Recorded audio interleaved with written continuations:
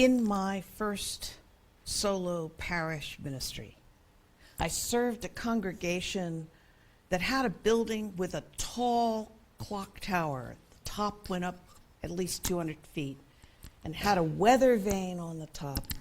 And, of course, the four faces of the clock tower had clocks.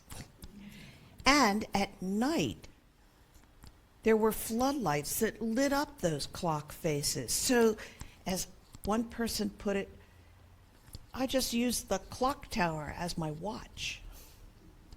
It could be seen from very far away. Now, it turns out that in this ministry, I followed a long-serving, beloved minister, 28 years in that congregation.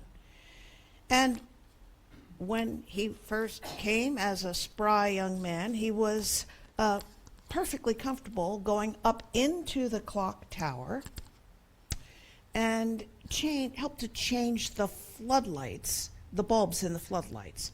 Now, it was too high up to use, a ladder. So he'd tie a rope around something firm on the inside of the clock tower and around his waist, and he'd go out the window and then go down the steep roof to the edge and change the bulbs in the 4 floodlights lighting up the 4 clock faces.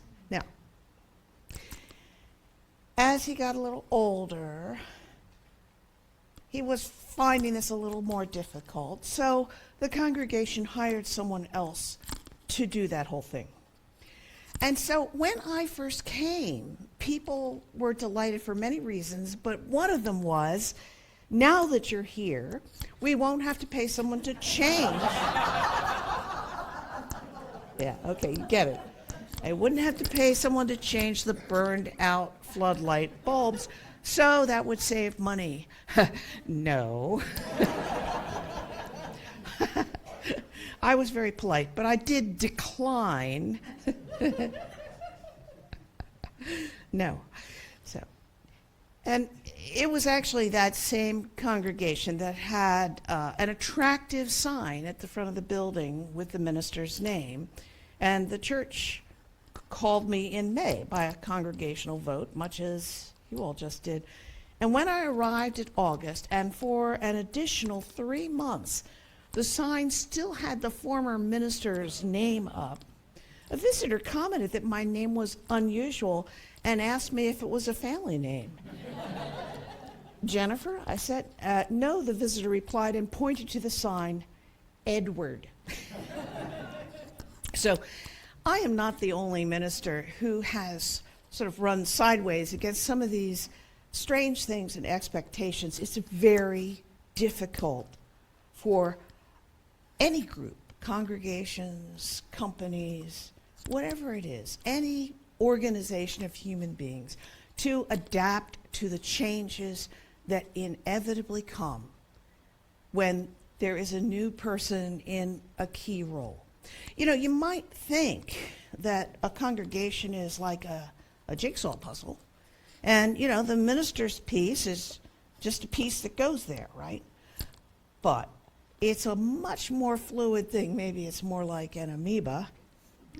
And when the one minister's piece comes out, the next minister's piece doesn't fit right within that same shape in that space. There's always adjustments that are needed because, hey, human beings are different. They're unique. Each one of us is unique, and so are ministers. So it is so commonplace, and this is one of the reasons I do this work. I want every congregation I serve to have a good transition to the new minister. And that's not just what happens when I'm here as interim minister. It's also alerting you to the challenges that can arise when the new minister comes. So obviously, assuming that the new minister is going to do everything the same way the old minister did it, indeed, do the same tasks like changing the floodlights on the clock tower. That's an unreasonable assumption, and yet it's hard to know even that you're making an assumption. So one of the other things that happened to me, and I actually have so many stories, I cannot tell them all. The Sunday before Easter in one congregation, the pianist said, "You haven't mentioned it, but I assume that on Thursday you'll be wanting me there to play while you lead the Socinian Communion." My response was, "Lead what?" Now I know that the Socinian Communion is a fairly common thing in some Unitarian congregations, but at the time it was quite unexpected.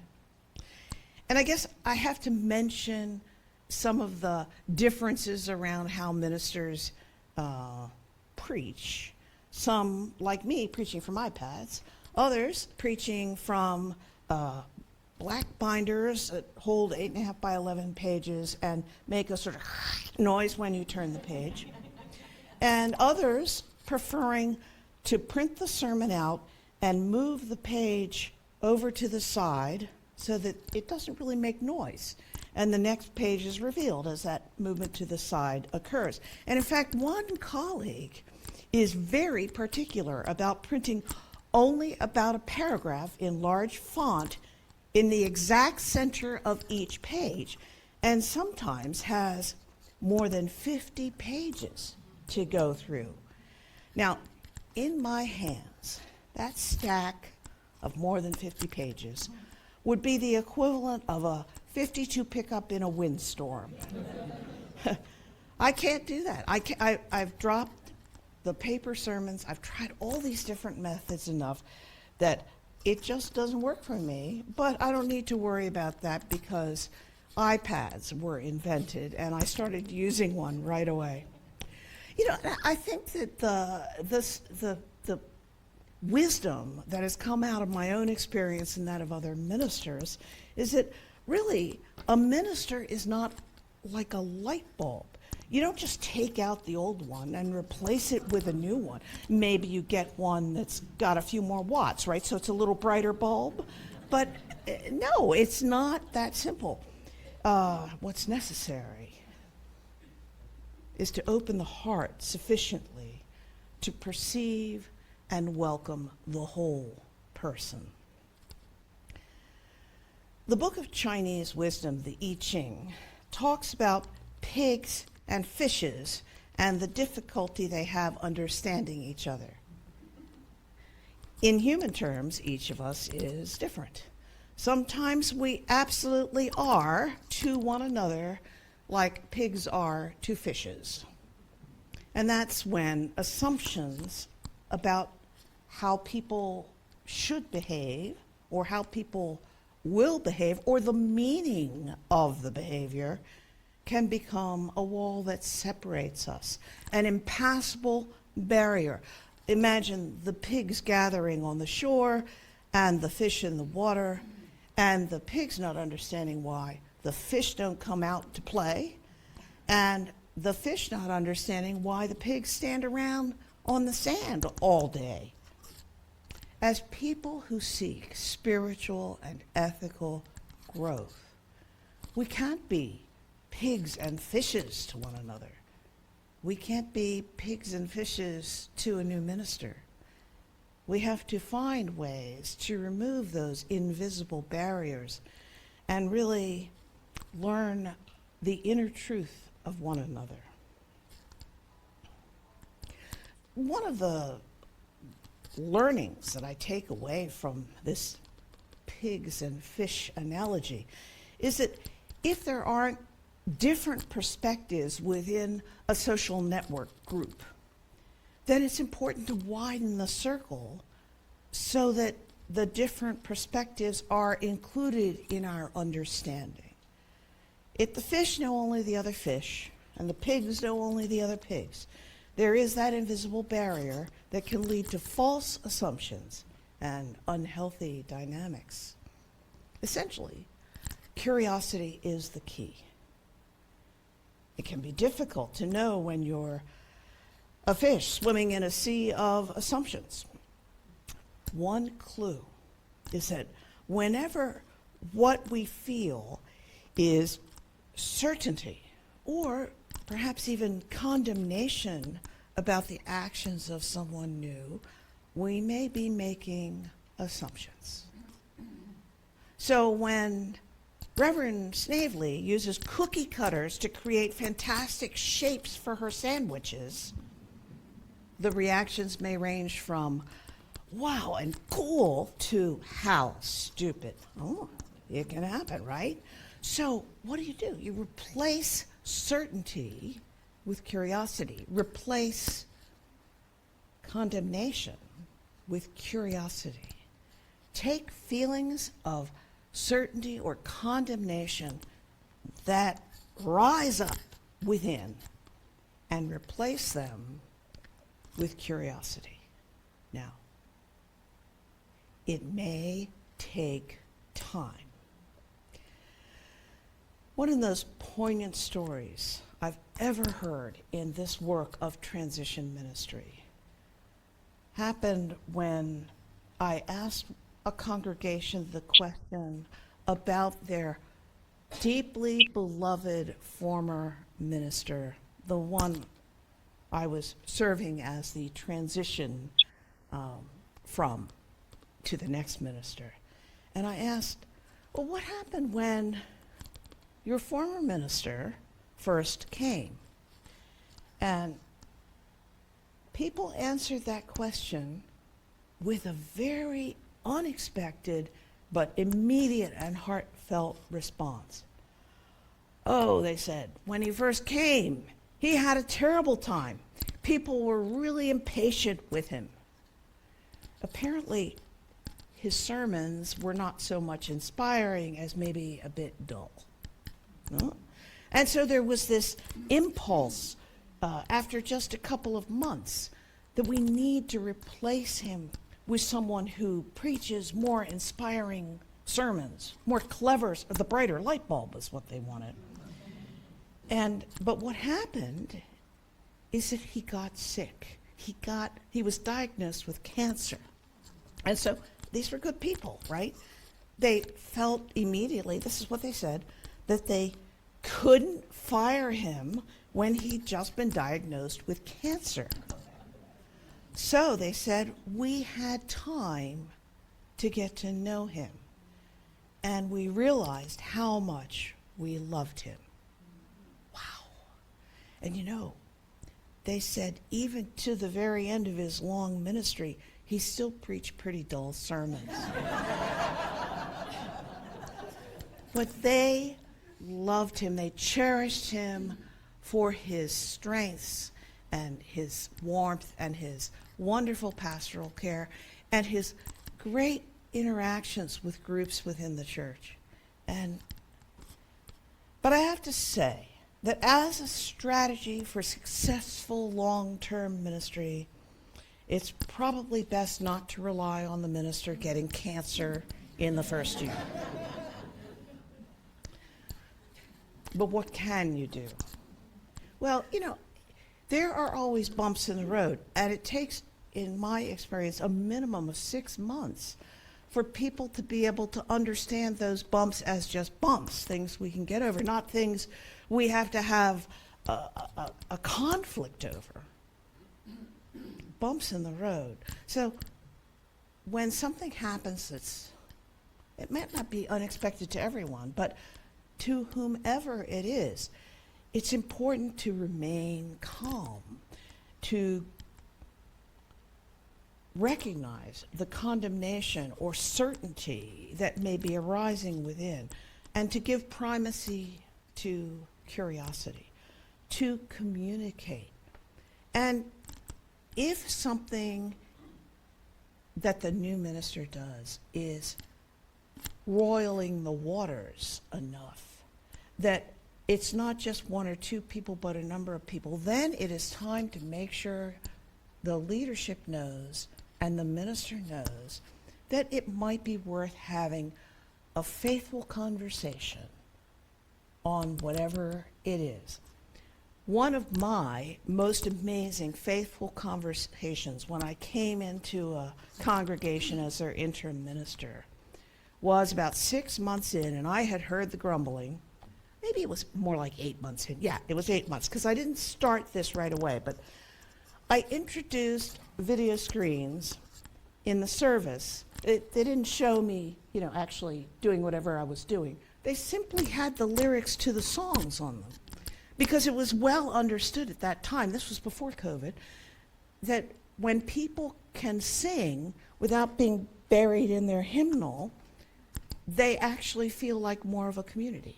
So this was one of the things. I had learned this at one of those trainings they have for ministers, and I was, I had sort of set out to embody it. And but there were people who really, really, really disliked those screens. I remember one comment that came back to me, how people pass on things that others say. That we were like a mega church. Well, that was certainly an exaggeration. It wasn't mega in any sense. And also, it wasn't as if we were using the religious doctrines that are common in such congregations. So we had a faithful conversation, what I have now come to call faithful conversations. And there was, I wanted everyone to hear what everyone else had to say, because I knew that the people who hated the video screens were not a majority by any means. And so we had this really large circle with about 30, 35 people. And I asked them, what do you like about some of the changes in worship? And some of them actually refused to answer or said nothing. Not too many, but a few. And then I asked, what do you find challenging? And so that's when I heard about the video screens. But other people in the circle said, I really appreciate having the lyrics on the screen. One man said, I love to stand when I sing, but I can't hold the book and stand. But with the words on the screen, I can stand and sing my heart out. So it wasn't about what I wanted. It was about encouraging the members to listen to one another.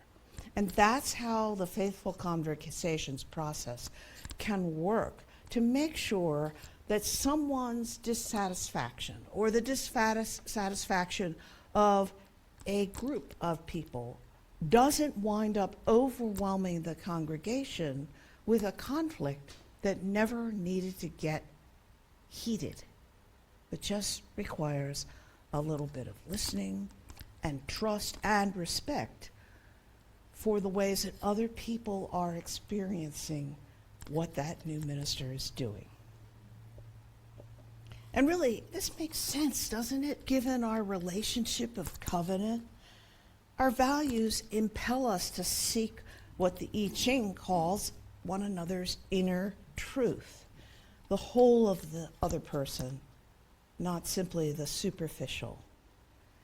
I like the I Ching's idea that opening up to each other's inner truth is the only effective way to persuade or influence, but it's more than just a strategy. The motive we must have for bonding with and understanding one another can't be to wield power or influence, to persuade. If our values mean anything at all, if they are to be lived reality, our covenant is to discover each other's inner truth, including the ministers. And that's what it means to be part of a beloved community that shares vision and mission and values. The bond between members and minister is hollow unless it's based on the conviction that we are present in life to hear one another's truth. Only then can we form lasting bonds with one another. A bond based only on shared interests or a shared point of view is not based on inner truth. It's merely a bond of opportunity. And may I say, like the bonds formed in American political life opportunistic power brokering that ensures polarization and endless deadlock.